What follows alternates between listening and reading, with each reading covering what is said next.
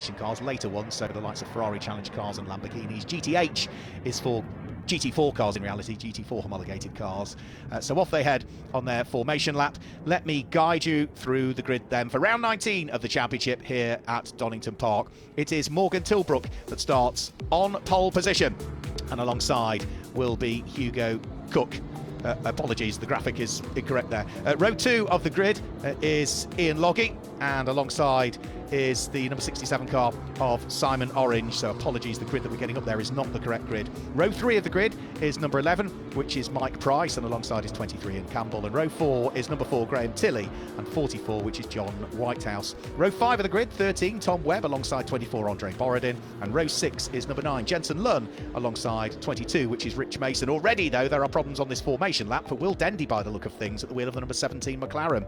Row 7 of the grid is number 20 Tom Barrow alongside 50, which is James Wallace, with row 8 being 69 Chris Hart and that car that was stricken there at the side of the road, number 17 Will Dendy. Row 9, 86 Tim Kresick alongside 26, which is Timo Shaham, with row 10 being 39 championship returnee Darren Kell alongside the number 3 car of Charlotte Birch. Row 11 is 14 Phil Carter and number 8 debutant Ed McDermott. Row 12 is 77 Mark Hopton, lining up alongside number 6 Alex Stevenson, with row 13 being the number 56 Ferrari of Roy Millington. That had issues in qualifying.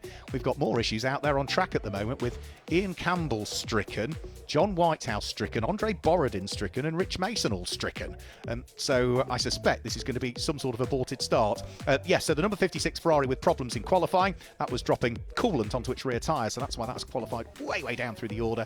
And alongside is number 25 making his debut in the championship, which is Ollie Hall. Row 14 is 91 David Frankland, and 63, which is Paul Maxfield. And at the tail end of the field, another car that had problems in qualifying, gearbox woes amongst others, number 72, which is Chris Murphy. So that's the way they should line up. We'll have to wait and see how they do line up, because we know of problems for a couple of cars over the course of this formation lap, unfortunately. And indeed, we've already got red flags that have come out, so we haven't even got the race underway. And the race is being stopped, I'm afraid, and that is because clearly something has happened down there, and we have got 3 McLarens wedged together. Ian Campbell's is the number 23 car, the 44 is John Whitehouse, so it's a Greystone car at the front, is a Greystone car at the back, and sandwiched in between the pair of them is the car of John Whitehouse, which is being run by Paddock Motorsport. We've also got the Lamborghini there as well, which is Rich Mason's car. That's a car that, as we say, has been entered into the championship for the first time this weekend. So quite what happened there, I'm not entirely sure, but whatever it is, it has clearly caused problems for all 3 of those cars. Hopefully not the Lamborghini, because that seemed to sort of separate itself from the trio of McLarens, but that is less than ideal, I think, with regards to getting things done and dusted. So all of the red flagged cars are now making their way back down the pit lane, and the safety car is sitting at pit lane entry to ensure that they all head back down the pit lane. And one would assume then, once the circuit is cleared, the cars will be released from the grid and then head out of pit lane back onto the grid, and we'll get some sort of, again, another green flag lap. So we're going to have to get the out lap back onto the grid again, and then I would suspect one further green flag lap on top of that. So have to wait and see as to whether there's any shortening of the distance of this race. Now, Ian Campbell's car, there's a little bit of smoke from the back end of it. I'm wondering if there's been a bit too much weaving and then a little bit of braking on the formation lap, and Ian Campbell was doing what he would usually do on the formation lap to build some tyre temperature and some brake temperature, but maybe cars behind have perhaps got a little bit caught out, and certainly for John Whitehouse's car, it looks as though that might have made contact with the back end of the number 23 McLaren. And then, as a consequence, Andre Borodin at the wheel of the next of the McLarens, which was the number 24 McLaren, maybe then made contact with the tail end of John Whitehouse's car. And there, yes, then you can see the Lamborghini has also got damage to the front as well. And as a result of that, then Rich Mason then made contact with Andre Borodin's car. So there's been a bit of a concertina effect, I think, on that formation lap. So we are going to get all of the cars off the track. The safety car will hopefully scoop them up again at pit lane exit.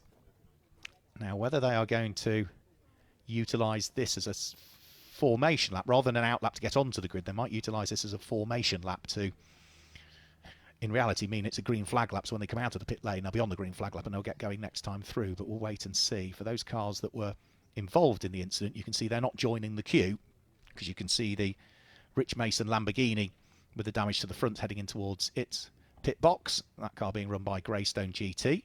Andre Borodin's car will park in a similar spot because that's a Greystone GT car. But I'm afraid we've still got two stricken McLarens out on track at the moment, one of which is the number 23 car, another Greystone car. So 3 Greystone cars involved in whatever happened down there on the approach towards the old hairpin. And the number 44 car is the Paddock Motorsport GT3 McLaren. So that's the McLaren 720S GT3. And I say that because Paddock Motorsport also run McLarens in GT4 category. So that's a GTH class in reality. And that is the 570S that they run in that one.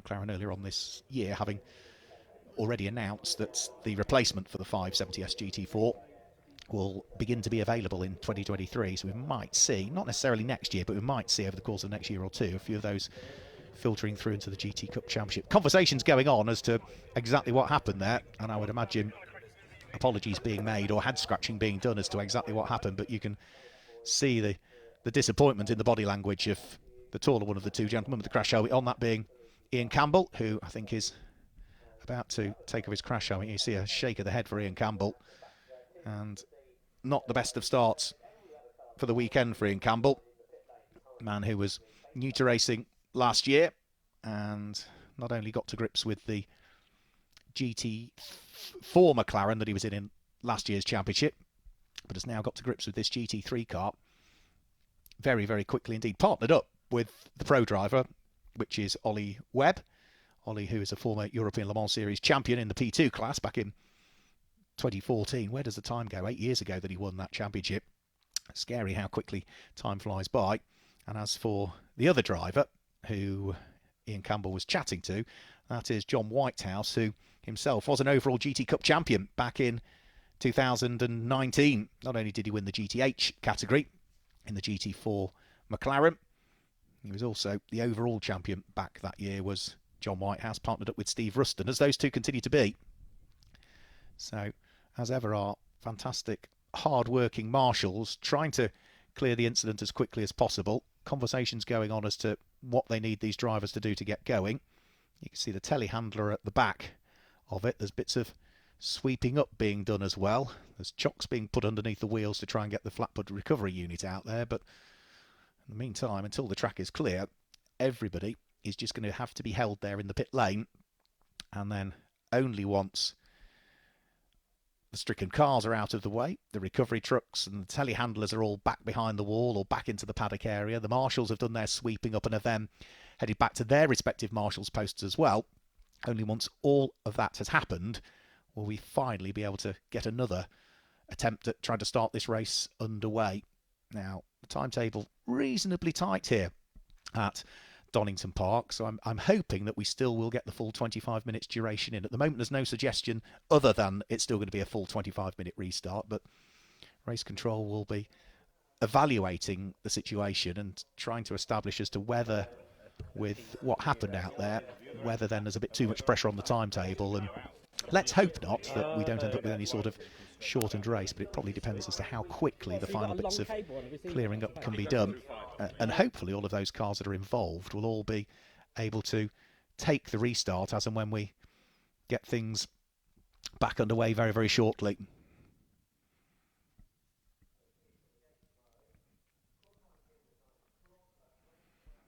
Now, we were talking about the championship. For this weekend, we don't have any cars running in Group GTO. Group GTO is for open specification cars, low volume manufacturers cars, so cars that might run to either GT2 or GTE specification. We don't have any cars running in that category this weekend. Group GT3 are the cars that we see in front of us now, so cars that you could race not just in this championship but in the other domestic GT championships that we have in the UK. You could race those in the GT Challenge Europe, and of course GT3 being a global formula, really, you could race that in Asia, over in America as well, and down in Australia. Then we have GTC, as I mentioned, which is for later specification challenge cars. So in other words, within the last 5 years. So that's where we see the likes of Ferrari 488 trophy cars that you might race either in the European Championship or in the British Championship in the Ferrari Challenge. It also caters for Lamborghini Super Trofeo specification cars. You could also drop Porsches in there as well. Then we get the likes of Group GTB, which is for older spec challenge cars. In other words, if they're older than 5 years of age, they would drop into that, or other modified saloons. And then we get our Group GTH for homologated cars, and Group GTA is for one make cars. So in other words, Ginetta G55s. So with the clearing up still being done at Donington Park, let's look back at some of the highlights from last time at Silverstone.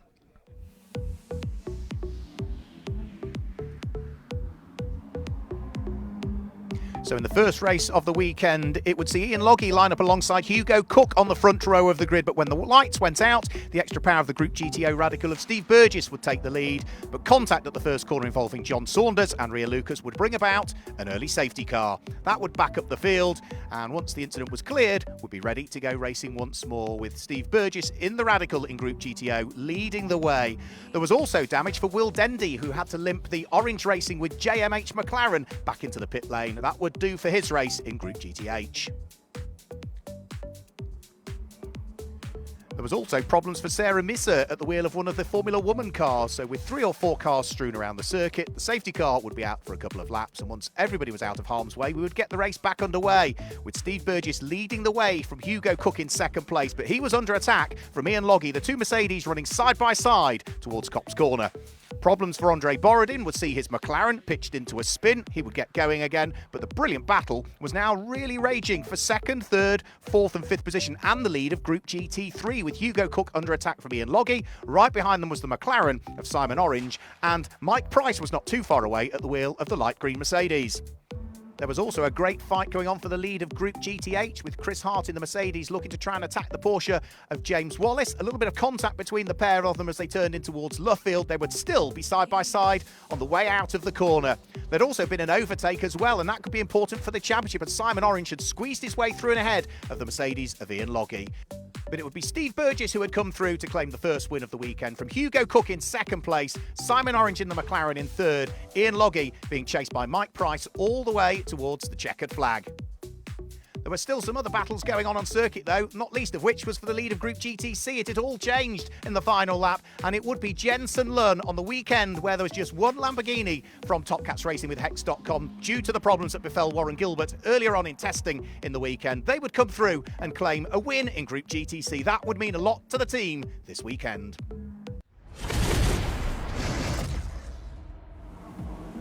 Well, for the 16th round of the GT Cup Championship, it would be Hugo Cook and Simon Orange that would start in their Mercedes and the McLaren, respectively, on the front row of the grid. And as this 35-car field charged its way through Copse Corner for the first time, Roy Millington had to run a little bit wide at the wheel of the Ferrari, as did Adrian Watt at the wheel of the Porsche. But it would be Steve Burgess in the Radical from the second row of the grid that would pick up the lead of the race. However, Hugo Cook was putting under pressure as they went through Village and up towards the loop. The extra power of the Group GTO Radical should tell though, because in a straight line it is quicker. However, it doesn't quite have the same aero effect as the Mercedes. So Steve Burgess would hang on to the lead of the race, and Hugo Cook, making his debut in the series, would be there in second place. For Group GTC, there was a fantastic fight going on for the lead. Lucky Kira squabbling away with James Webb, and Charlotte Birch having a great run at the wheel of the Soul.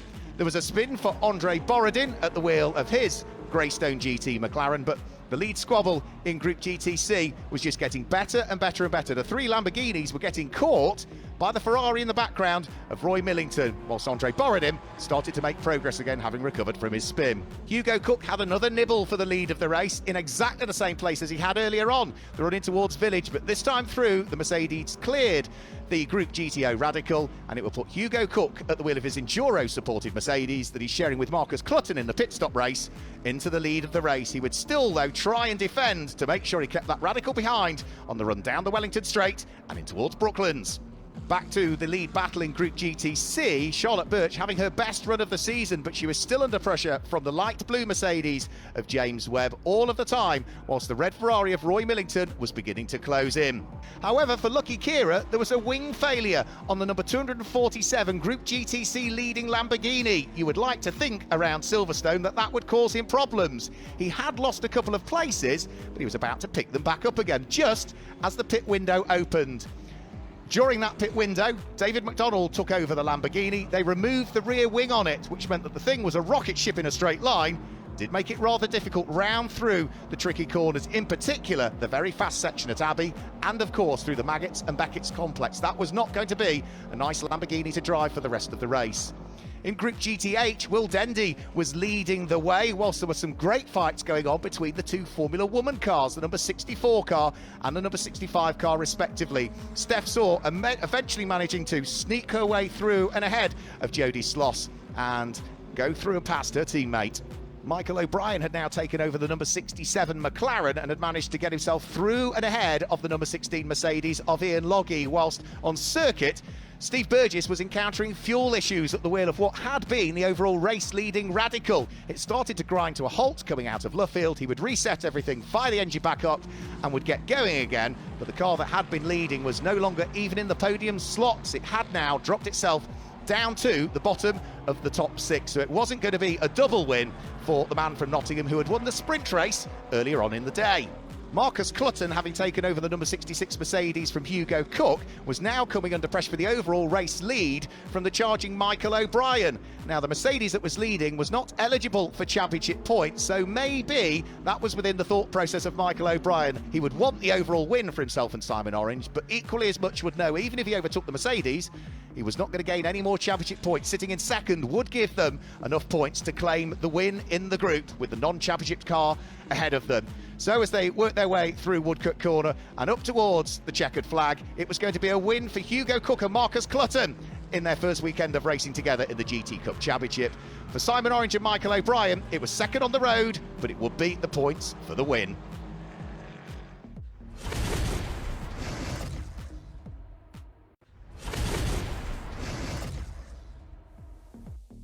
Some are on slicks, most are on wets, but we're about to get our first sprint race of today underway. Steve Burgess in the Radical in a straight line might do okay here. I saw Mike Price peel his way off. He was due to start at the back of the grid in the Mercedes, but Steve Burgess, we know, is quick in a straight line at the wheel of that Radical. He's going wheel to wheel with Ian Logie there as they head round through Copse Corner and head into the unknown, really. You're leaning on the car, you don't know how much grip is there, you don't want to get tangled up in an incident on the first lap, but I'm afraid we've got one already, and that is Tim Kresick, who has lost a wheel on the Porsche and is backwards in the middle of the circuit, and that is surely going to mean a safety car. I can't see how the marshals can get out there and clear it out of the way in time.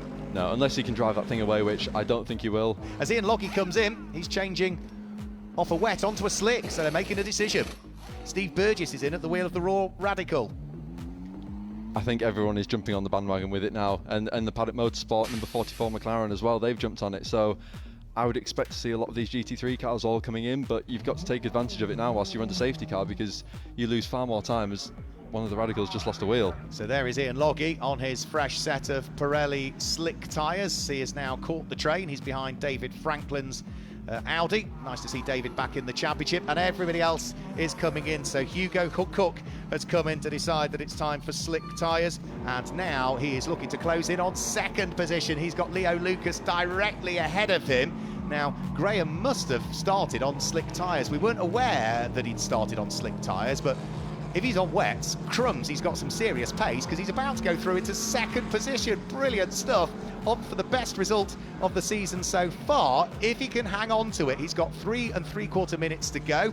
The fastest laps keep tumbling. Steve Burgess in the Radical might be in 8th position, but he's just posted a 2-minute 12.117 and is on course for a winning Group GTH. Now, Andre Borodin is the cork in the bottle. Steve Burgess will ease his way by at the wheel of the Radical, so a further place lost for the Greystone GT McLaren. And here comes somebody that will be absolutely feeling amazing at the moment. Simon Orange comes through to take the win in the sprint race today. We've got Ian Logie going to carve his way around the outside of Andre Borodin. So Ian Logie, he was right at the tail end of the field. He might finish inside the top 6 the way things are going. Problems, I'm afraid, there for for Connor Flynn with damage to the rear end of the Group GTA Ginetta. Steve Burgess takes second and sets the fastest lap on the final lap with a 2 minute 6.516. Is Graham Tilley going to finish in third place as Tom Roach looks to try and carve his way around the outside? Yeah, Graham Tilley, season's best, I think that is, for Graham Tilley driving solo to finish in third place, just ahead of Lucky Kira, who wins Group GTC and finishes in fourth place. And Tom Roach, that's the best finish for a Group GTH car this year, all down to the tyre choice of your team, Paddock Motorsport. Tom Roach will be pleased with that. Will be a happy Welshman down in the garage. He finishes in fifth. Steve Burgess should lead the charge towards Cops Corner because we know his Group GTO Radical is so quick in a straight line, and already he's able to sweep his way into the lead of the race. As Ian Logie tried to make a move down inside of Mike Price, I said he'd be charging through, and he really is. So I'm sure we'll see Ian trying to put the pressure on Hugo Cook and maybe even trying to get into a race-winning position. Looking at what that car was doing, I suspect that might be it for it. They're playing around with the front wheels on it as though there might have been a bash on the front. Now, is that the number 69 or the number 96 car? It could be John Curry. I think it's John Curry. Oh, no, I'm wrong. It's 69, so it's Stephen Walton? Stephen Walton started that one, yeah. So maybe. Oh, and another big spin for the Group GTC car that was in second place, which is Tom Webb. There must be something out on track. We know there's something at Luffield for sure. Now we've got three for the lead of the race as Simon Orange tries to attack Hugo Cook. They try and weave their way past Philip Carter's Greystone McLaren, which chops across the nose of Simon Orange and just releases Steve Burgess into a slightly handier advantage for the lead of the race. He's made it down the inside. Hugo Cook's also going to try and go around the outside now, so will that pay off? I doubt Hugo Cook will be able to keep this as well, but I think that Simon Orange, that's a done move. Done move for Simon Orange, yeah. He picked up second place from Hugo Cook a few laps ago. He now picks up the lead of the race from Steve Burgess. Is he going to be able to hang on to it, though, by the time they get towards the bottom of the Wellington Straight? Steve Burgess is trying to fight back as well. He's not happy that he's just been passed by the Group GT3 Mercedes, but just look at the rear arches on that thing. The one thing you won't want is for that to be dropping on the tyres. There'd be a quick indication if that were the case, but yeah, he's going to have to park that car, or at least get it looked at, the Saxon Motorsport BMW in the pit window. And the lead of Group GTH has been, second in Group GTH was about to be decided there, because Sam Mayer-Lochnan was coming under pressure, wasn't he, from former champion Adam Hadfield. Is he going to squeeze his way through? I don't think that broken finger is affecting him here. And he's got it. Oh, sorry, I switched it. Oh, that's so... there you go, he leaps over the sausage curve. There goes Michael O'Brien, who heads out of the pit lane directly ahead of Marcus Clutton. But he's lost the lead of the race because Michael O'Brien, through the traffic, has gone through. So Michael O'Brien has picked up the lead of the race. So the clock has ticked to 0. There goes Marcus Clutton fighting away. There in the background was the black Lamborghini. That is heading towards a winning Group GTC of Lucky Keir and David MacDonald. So we look forward to hopefully seeing that car back on the top step of the podium. But for the final time along the Wellington Straight, we'll be seeing our race leader Michael O'Brien thread his way. And this is a good haul of points this weekend for Michael O'Brien and Simon Orange. I haven't done the maths as yet, but it wouldn't surprise me if they might have taken up the overall championship lead with their performance this weekend, because it has been mega stuff from the number 67 Orange Racing, powered by JMH McLaren pairing, and it is going to be Simon Orange, who started this car, and Michael O'Brien that are going to pick up top honours in round 18 of the 2022 GT Cup Championship. They come through to claim yet another win and keep their championship overall title hopes alive as we head towards the final two race meetings at Donington and Snetterton. Ian Logie finishes in second place, with Hugo Cook and Marcus Clutton having a solid weekend really in their first outing together.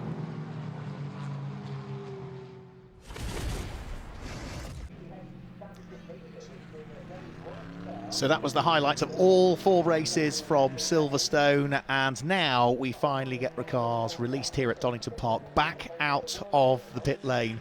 If you weren't with us at the first attempt at the race, something happened out on track which caused a bit of a change.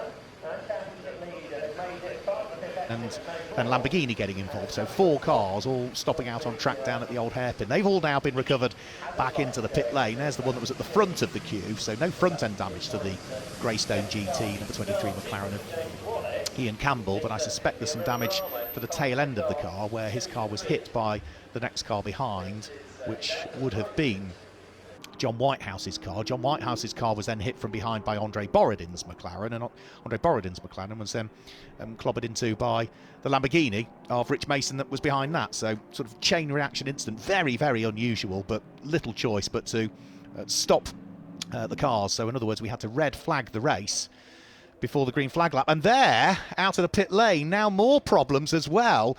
That's the Veluga Porsche of James Wallace, and that's the driver that is third overall in the championship standings and leading Group GTH in terms of the championship charge. So for the first time this season, looks as though that car is not going to score points potentially, because it has been a really solid season from James Wallace and Sam Mayer-Lochnan, who've been partnered together in the 2022 championship season in that car. Thankfully, where it's ground to a halt, it shouldn't cause any further delays because it can be pushed backwards into the pit lane. So we had and also I can see that back out on track is another car that was stricken on the green flag lap, which was Will Dendy's McLaren. So that is now taking up its grid slot. So this has been such an unusual chain of events, really, running into the start of this race. But hopefully now all of those problems are behind everybody and we can start to crack on with getting what is now, I'm afraid to say, a shortened race underway. I did say, subject to how quickly we can get things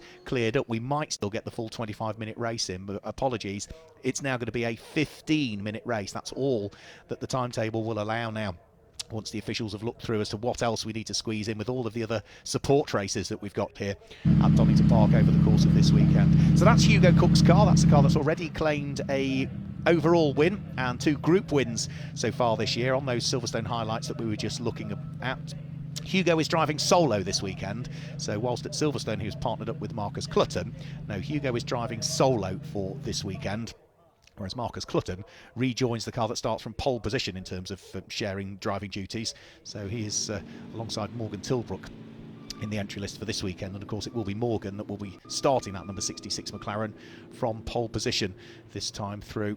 So I think everybody is safely there. The car that's just pulled up onto its spots towards the tail end of the field is Ollie Hall, making his debut in the GT Cup Championship for this weekend. There's the pole sitter, so that's Morgan Tilbrook. Haven't seen Morgan for the last couple of rounds. He's got a young family. He's a busy man with his business, but also races this McLaren in other GT championships as well, in the British GT Championship for instance, and therefore just needed to make sure that he balanced work with motorsport and family, and therefore hasn't been present at every round, but have been indecently quick himself and Marcus Clutton, and so far that McLaren has taken 3 overall wins so far this year, the car that starts from pole, and has claimed top honours in its group on 4 separate occasions so far this year. So the win overall came at Donington Park, Brands Hatch and Snetterton, but it also at Brands Hatch claimed a group win but finished second overall, so it was the first GT3 car home but finished second in the race, because on that occasion it was a car that's not with us this weekend, the Group GTO Radical of Steve Burgess, that took the win. So I think we're about to get the rolling lap underway. Yep, so finally, hopefully everything will go to plan this time on the rolling lap, so they start to make their way off the grid. There are going to be 2 formation laps, we gather, to try and build as much tyre temperature as we possibly can. I did mention earlier on, it is slightly chilly out there. Whilst it's sunny, there is a breeze, there are a few little clouds, but it is chilly out there. So the officials have now decided, let's do 2 formation laps to get as much tyre temperature as we can on these cars. And I think even more so, this new Pirelli tyre that everybody I think is just about used to now. It was introduced by Pirelli, not just into this championship, but into all of its championships, really, throughout Europe and further afield at the beginning of this season. So you do switch that tyre on in a subtly different way to the outgoing tyre, whilst the construction of it is identical. Some of the chemical compounds of the tyre are subtly different, and most of the drivers have needed at least a few test sessions and a few races to try and work out what's the best way to switch this new tyre on. And when I say that, what I mean is, from the cars having the tyres put on them, which are preheated in ovens, but they're not up to full racing temperature, is how you get the best out of that tyre to make sure that it gets up to temperature as quickly as possible, and also how you then make sure that you don't overwork the tyre so that it drops off in terms of its performance, that you maintain that peak level of performance for as long as you possibly can. And the characteristics of this tyre are subtly different to the old Pirelli tyre. So it is a learning process, or has been, for everybody. So the car of Morgan Tilbrook just about to work his way in towards the left and the right flicks at the S's. BMW safety car guiding them round, and we'll have to wait and see as to whether the clock starts to tick, the 15 minutes tick down, at the end of the first green flag lap, or whether they are going to give them 2 green flag laps and then we start the clock. We'll have to wait and see on that one, because on occasions it may well be that once they do the first green flag lap, the clock might start to tick away. We'll wait and see, because they'll just be heading out of the Melbourne hairpin now, back uphill again towards the left-hander at Goddard's, which really drops away. It's an adverse camber on the exit of the corner, so it's very easy to run wide onto the grass on the exit of Goddard's corner. Now, safety car should be bringing them around for a second lap, was the information that we were told. It maintains its way out there, and the clock has started to tick, as you can see. So yeah, as I thought, we are now racing in reality, but it's as though we are under safety car conditions. So the safety car will peel in next time round, and then we'll get the race underway. So it'll be not a side-by-side start, it will be a single file start, i.e. a normal safety car start, really. So everybody weaving their way down towards Redgate Corner, the first corner here at Donington Park, and then from there we'll wait and see as to what we have. Watch out for that Ferrari, I would say, just coming through shot now, the red Ferrari of Roy Millington. That has qualified out of position, and I think that car will pick its way through. There is David Franklin's Audi, has historically run in Group GTH with the rest of the GT4 cars, so he's removed the restrictors off that car for this weekend, so there's more power coming out of it. It's not a fully homologated GT4 car anymore because of the technical changes with increasing the power, and therefore it moves to Group GTB for this weekend. So Morgan Tilbrook, again, trying to build as much tyre temperature as he can, build the brake temperatures up as well at the wheel of the McLaren 720S GT3. So it's McLaren on the front row of the grid. Hugo Cook's car alongside is a Mercedes. It's an all Mercedes second row and an all Mercedes third row of the grid. The fourth row of the grid is Mercedes and McLaren. The first of the Lamborghinis in qualifying, and therefore the leader of Group GTC in terms of qualifying pace, was the light blue Lamborghini Huracan of Tom Webb. However, he has got, or what should have been, Andre Borodin's McLaren alongside him. That McLaren is there, actually. Yeah, the blue McLaren with the yellow flashes to it is Andre Borodin's. So that car obviously wasn't too badly damaged so as to not be able to take part in this restarted race. So that is one of the 4 cars that sort of concertinaed up. You can see bits of telltale damage to the front of it. You can see the gaffer tape, can't you? The black gaffer tape on the front of it that Greystone GT have put. And let's hope that this all goes to plan. So the lights are out on the safety car. We're only going to get, 12.5 minutes really of racing in for what was scheduled originally to be 25. So it's almost going to be 50% distance really that we've lost as a result of those problems at the start. And then we'll wait and see as to what will happen on the charge down towards Redgate Corner. We'll pick up on what's going on, not just overall in the race, but we'll try and pick up on what's happening with our group leaders as well. And of course, those cars which are new to the championship over the course of this weekend, or drivers which are new to the championship, because there are several of them. And we'll see how they are getting on. So safety car's about to peel its way into the pit lane. We are finally about to get round 19 underway. It is going to be side-by-side restart by the look of things. So we are going for a 2x2 restart rather than single file, and when the red lights go out, which they will do any second now on the gantry, we're away and racing for round 19 of the 2022 GT Cup Championships. A good start from Hugo Cook at the wheel of the Mercedes, and I think he'll have his nose ahead, will he, over Morgan Tilbrook as they turn in towards Redgate Corner. Yeah, Hugo Cook picks up the lead of the race. Morgan Tilbrook in second place, Ian Loggie's there in third place, and the light green McLaren is Mike Price, who's there in fourth place, fighting away with the championship leader Simon Orange, who just sneaks through at the wheel of that dark blue and orange McLaren. So that's the car that leads the championship, the number 67 McLaren, down there in fourth place as things currently stand. Into the pit lane, I'm afraid to say we've lost Chris Murphy's BMW already, the car that had problems in qualifying, but Hugo Cook is out of the blocks well here and is already starting to disappear up the road at the wheel of the race leading Mercedes. So he leads the way in the early stages of this one. All the hordes of GTH cars heading round through McLean's Corner, and in the pit lane, I'm afraid to say, is Tamo Shahan at the wheel of one of 2 Paddock Motorsport GT4 McLarens. So the number 26 car already in the pit lane, the sister car, the 25, in the hands of Ollie Hall, making its debut in the championship this weekend is Ollie. So through the S's, they head down and in towards the braking area for the Melbourne hairpin for the first time. Hugo Cook leads Morgan Tilbrook at the wheel of the number 66 McLaren. Ian Loggy is next up at the wheel of his Mercedes, and as he heads back uphill and in towards the braking area for Goddard's, let's just have a quick look at the relative gaps between them all as they come through and over the start-finish line. So top three looking fairly equidistantly spread. The championship leading car, Simon Orange, sitting there in 4th place still, under attack from the light green Mercedes. In 5th place of Mike Price. Graham Tilley's there in 6th, and by the look of things, the lead of Group GTC at the moment, well, it was the light blue Lamborghini sneaking through, and ahead of it is now going to be the Top Cats Racing with Hex.com car in the hands of Jensen Lunn. The number 9 Lamborghini has taken up the early lead in Group GTC. And as for the Ferrari of Roy Millington, I said watch out for it, would carve its way through the order. Yeah, it's still picking off the cars, isn't it? But it's making its way beautifully up through the order that time through. Roy Millington, we'll see as to exactly how many places he's been able to pick up at the wheel of that Ferrari, because he's working his way down through the old hairpin. He gained the best part of some 3 places on that lap, maybe not as many as I thought, but he is slowly picking his way through the GTH cars, and he's now gained another couple of places. So we've got just under 10 minutes of the race to go. Hugo Cook was leading by 0.8 of a second at the end of the first lap of the race.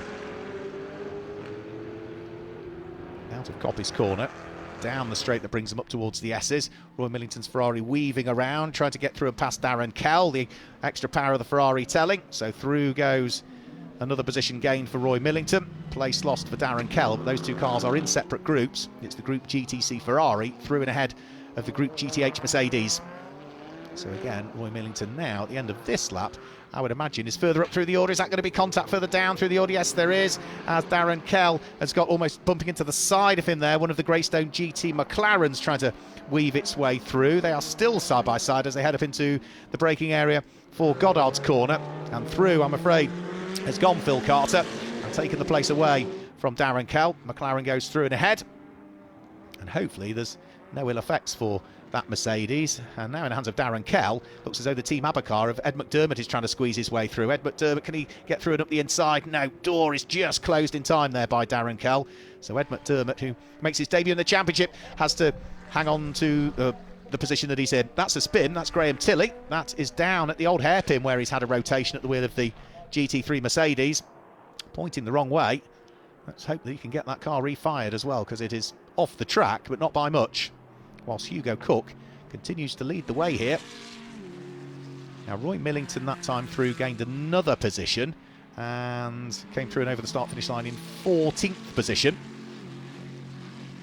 So slowly picking off everybody else, but he's still 3rd in Group GTC at the moment and is still amongst the GTH cars, so he's still trying to shake away cars that are putting him under pressure, including Mark Hopton at the wheel of the 570S McLaren. You can see he is not that far behind the Ferrari. In fact, he's got himself ahead of his Greystone GT teammate now as well, which is Phil Carter, who's lost a further place.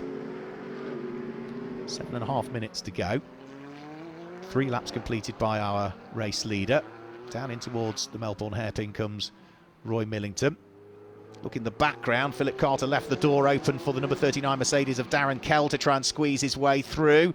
These are 2 cars that bumped into each other on the previous lap down there at the Melbourne hairpin. They're going to be absolutely together as they head in towards the braking area for Goddard's this time through. But it certainly looks as though for the moment Phil Carter hangs on to the place, despite the very best efforts of the Mercedes of Darren Kell that sits behind the 2 of them over the start-finish line. And Darren Kell is in that difficult position where he wants to attack the McLaren ahead, but he's got to be conscious that there's a Mercedes behind him as well, that being the number 8 car in the hands of Ed McDermott. He makes his debut in the GT Cup Championship this weekend. So down through the crane of curves, they will all thread their way. At the sharp end of the race, Hugo Cook still leading the way by 2.5 seconds. He will also lead Group GT3.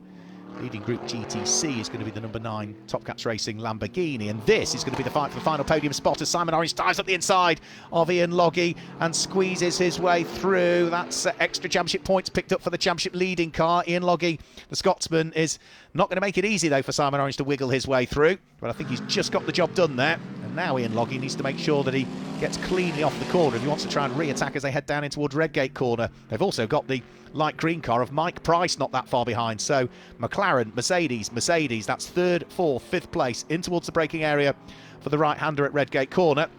Now, for Simon Orange, he's another driver that has graduated up into this GT3 car for this year and has absolutely, I think, now got his head around the GT3 McLaren. He's been hugely impressive over the course of the 2022 championship season.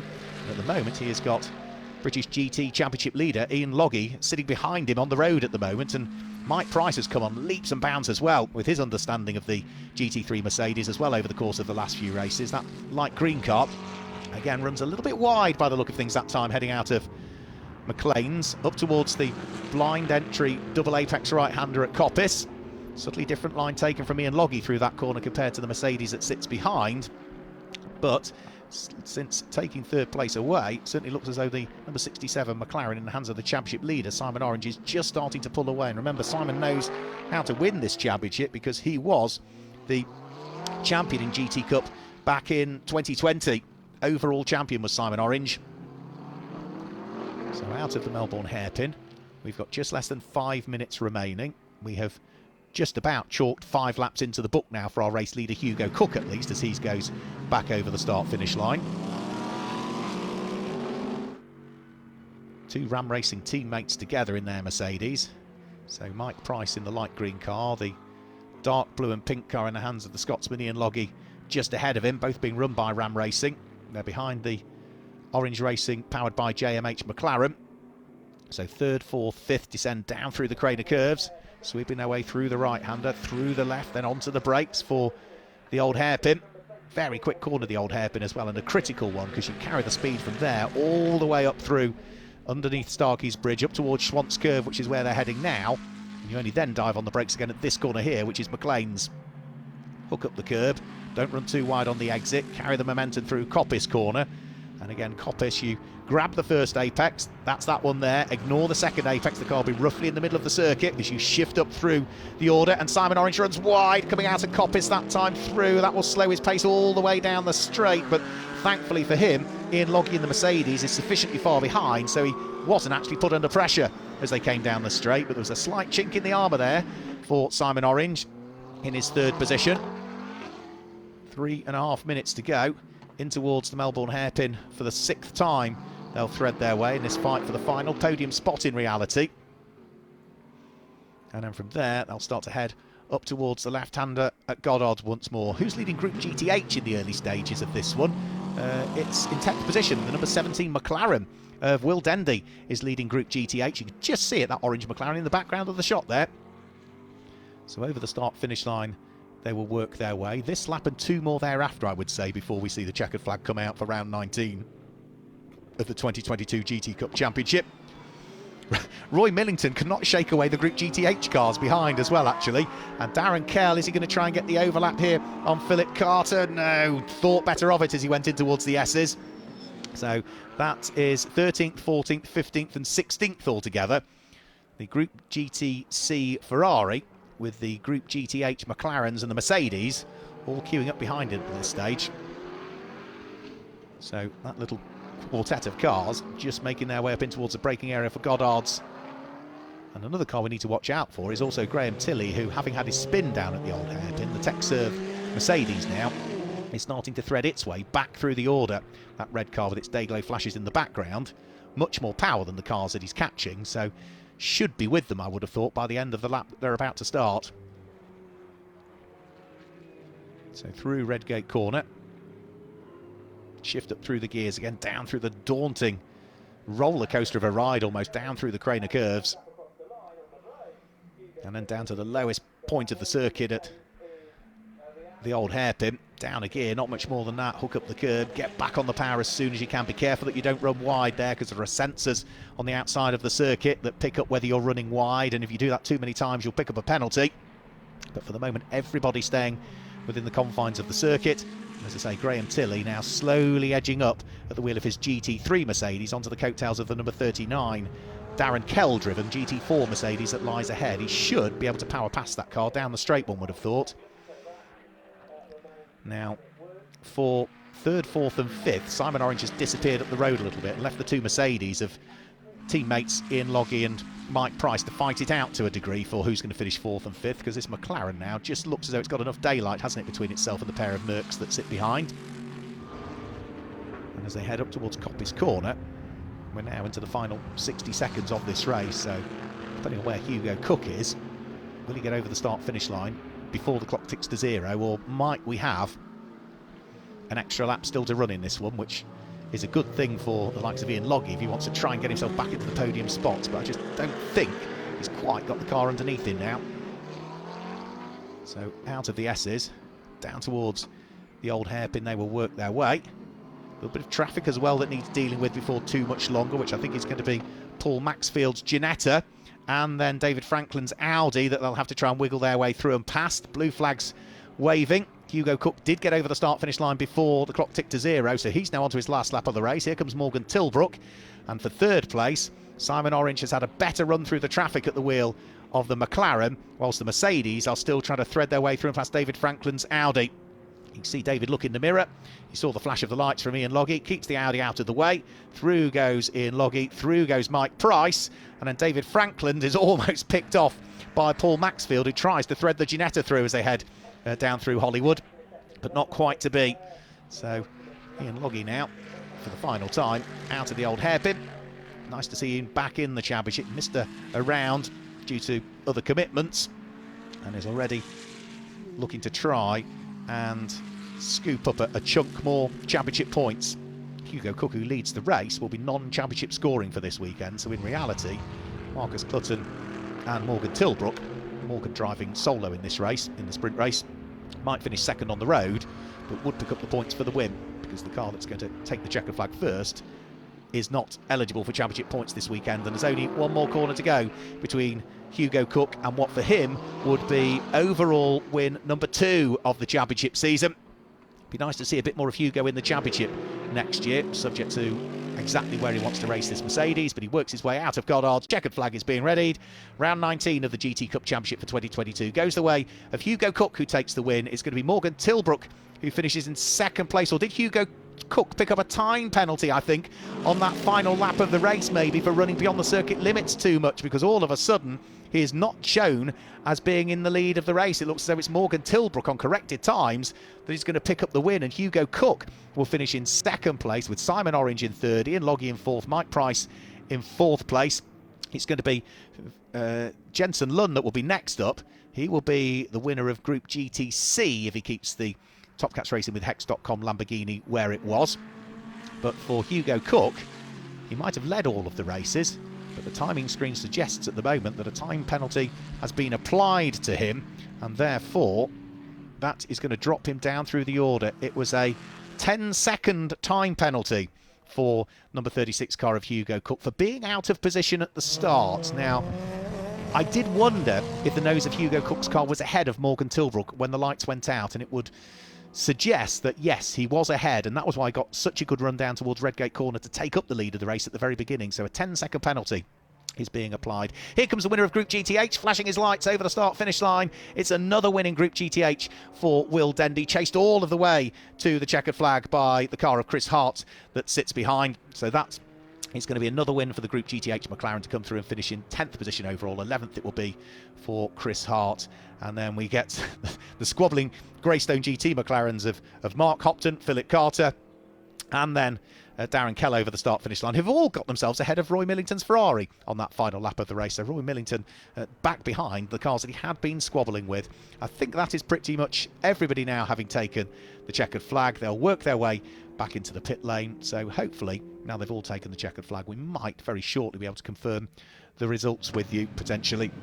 So that is going to be a very happy number 67. That is Simon Orange. He might have finished what would be third in the race, but that's the car that leads the championship, and it's more championship points. Just to confirm the results then, Morgan Tilbrook wins the race on corrected times, with Hugo Cook finishing second, having picked up a 10-second penalty for jumping the start. Simon Orange was third, head of Ian Loggy was fourth, and then it was Mike Price in fifth place, with Jensen Lunn securing top honours in Group GTC in sixth position, ahead of Tom Webb in seventh. Group GTB went the way of Tom Barrow in eighth place. Ed Borodin was there in 9th, and in 10th it was Will Dendy that picked up the win in Group GTH. Then it was Chris Hart who finished in 11th, ahead of Tim Kresick in 12th place. Graham Tilley recovered to finish in 13th in the end, ahead of Mark Hopton, Phil Carter and Darren Kell, who all had a brilliant battle. Roy Millington dropped to 17th on the final lap of the race. Ed McDermott made his debut and finished in 18th place, ahead of Alex Stevenson and Charlotte Birch, who wrapped up the top 20. Then finishing in 21st position, it was Ollie Hall making his debut in the series, ahead of David Frankland, who was in 22nd position. Paul Maxfield was 23rd, and then we knew of problems for Temer Shahan, for poor old James Wallace, and for Chris Murphy, all of whom unfortunately did not see the checkered flag. So that is it for round 19 of the GT Cup Championship. Thanks for joining us for the sprint race, but please make sure you join us again later on when we'll have the pit stop race coming up for you. Until then, it's goodbye.